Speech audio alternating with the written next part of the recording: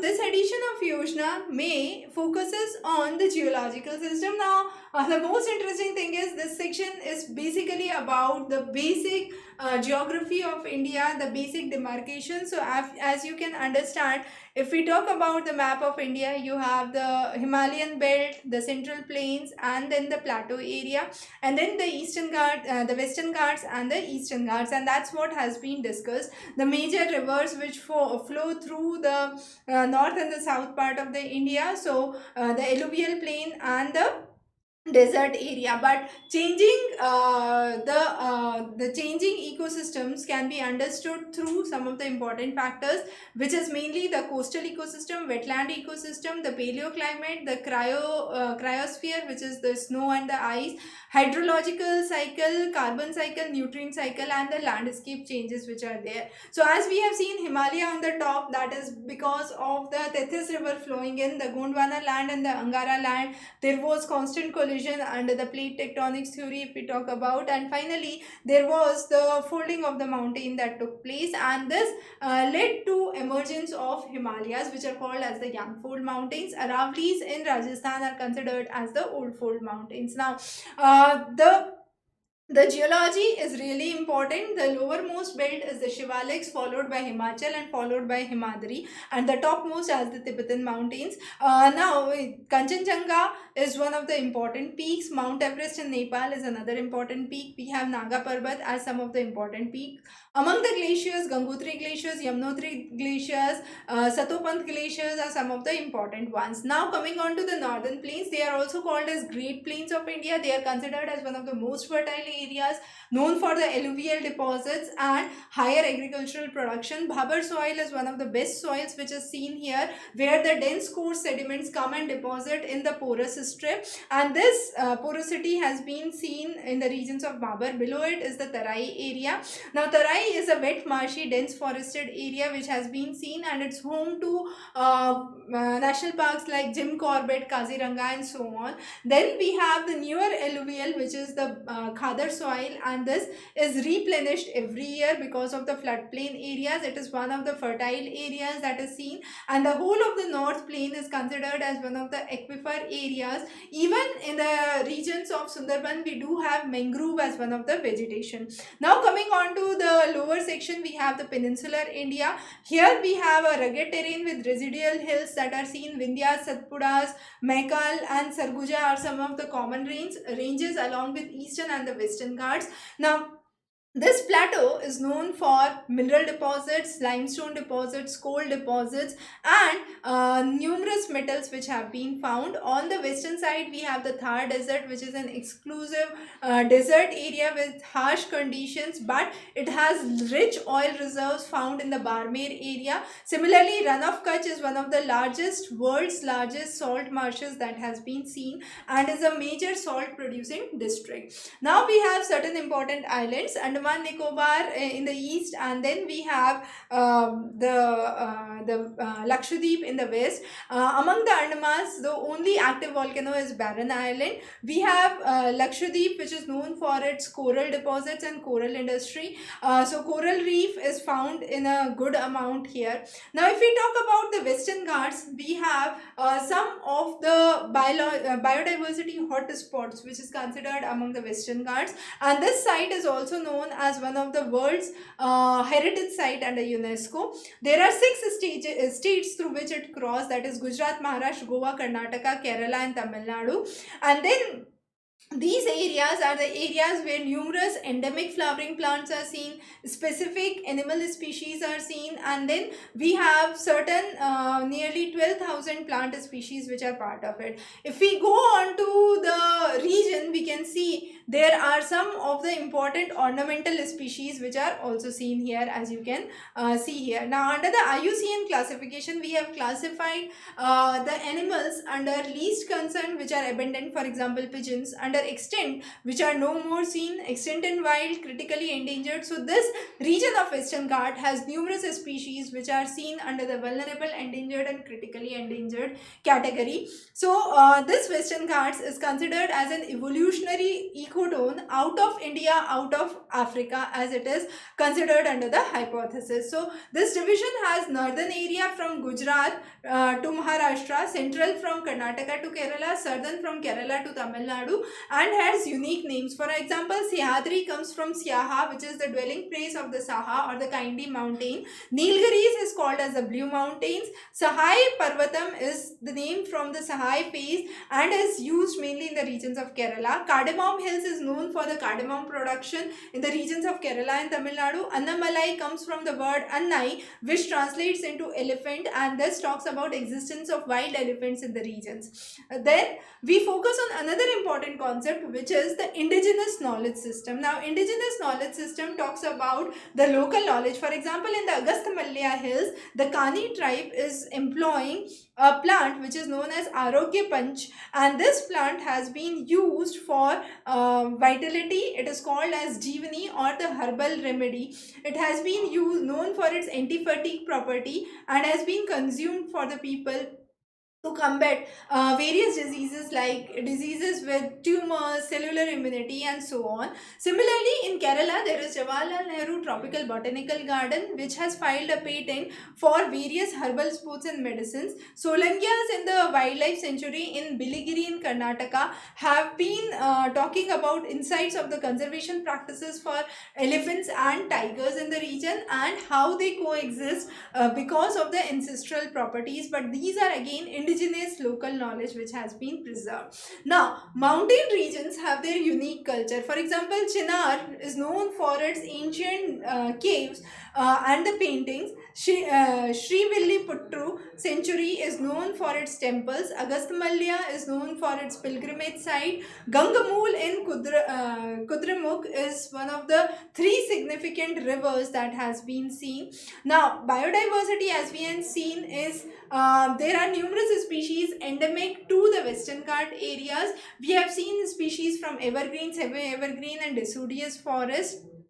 Then there are certain species which have been threatened, like Asian elephants, gaur and tiger. Those have been protected here. Similarly, Nilgiri tahar, Nilgiri langur and lion-tailed macaw are some of the other species. So there are numerous threats because of urbanization, industrialization, wildlife poaching, expansion of plantation of coffee, palm, tea, loss of habitat, fragmentation of the land, infrastructure development on the mountainous areas. So there have to be adaptable and conservative practices. Now, these come in the way of Environmental Protection Act, Wildlife Conservation Act, eco-sensitive zone management, and institutions like Ministry of Environment and Forest Climate Change have been working with various projects like Project Tiger. So if we talk about the vegetation across the various regions of Western Ghat, we can divide those under Shola, which is the medium height trees, mainly the Michel and the Selpera. Then we have scrubs, dry deciduous, moist deciduous, tropical evergreen, peat bog, montane grasslands and Mystrica swamps have been seen. Coming on to the next important component is soil. Now, soil, we have microscopic bacteria to burrowing animals that are seen, and they have a very integrate loop and relation with the soil. So soil provides a medium for growth of the plant as a system for recycling of nutrients, modifier of environment, habitat, and a system for purification of water supply. The components of the soil includes the physical property, the texture, structure, the moisture content, the organic matter, the living organisms, the microbes which are seen, macroorganisms like earthworms, insects, nematodes, plant roots, and then some of the functions which include are the cycling of the nutrients, decomposition, then soil formation, the layers of the soil which are formed, water regulation as some of the areas. And therefore, to summarize, the functions can be given as climate regulation, nutrient cycle, habitat, flood regulation, food and fiber, cultural heritage, and conservation. Now, talking about Sundarban. Sundarban is the world's largest delta, nearly covering 10,000 square kilometers of mangroves across the regions of India and Bangladesh, and making it the largest mangrove forest globally worldwide. So, conservation efforts are important. India amounts for nearly 9,600 kilometers of the total Sundarban area, which is bordered in the west by Muri Ganga and in the east by Harinbang and Raimangla river. rivers. Also we have the various ecosystem that can be seen in and around, but some of the major rivers are Saptamukhi, Malta and Gosaba. Also this reservoir has become the second biosphere reservoir from India to be included in the global network of biospheres after Nilgiris in 2001. So Sundarban National Park is designated as the UNESCO World Heritage Site, established with 1973 under the Project Tiger. This now has the Sundarban Tiger Reserve as well. It has the highest tiger population in the world, the highest productive ecosystem, and it helps a lot in mitigating the cyclones and preventing erosion because of the tidal areas. It is known for fishing, it is known for honey collection,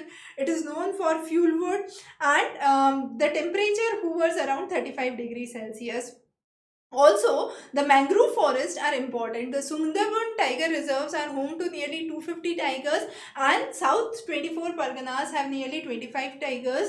That is as per the census which was conducted recently. Besides this, there are various mammal species, reptile species and bird species which are found. For example, estuarine crocodile, common otter, Ganga river dolphin, Irrawaddy dolphin, olive-riddle turtle, hawksbill turtle are some of the species. 6 species of shark and ray have been found in the area, which have been under Schedule 1 of the Wildlife Conservation Act, and therefore it is considered as a center for biodiversity hotspot. We have already seen the huge variety of species which have been found here. Besides this, among the snakes, krait, cobra, Russell viper are some of the species that have been found. Now coming on to wetland. Wetland under the Ramsar Convention has given 9 criteria under which, if the region falls, it can be classified as a wetland area. Now wetland, once it is classified under Ramsar Convention, gets certain responsibilities and legalities, and therefore preservation and development of that region becomes an important aspect. So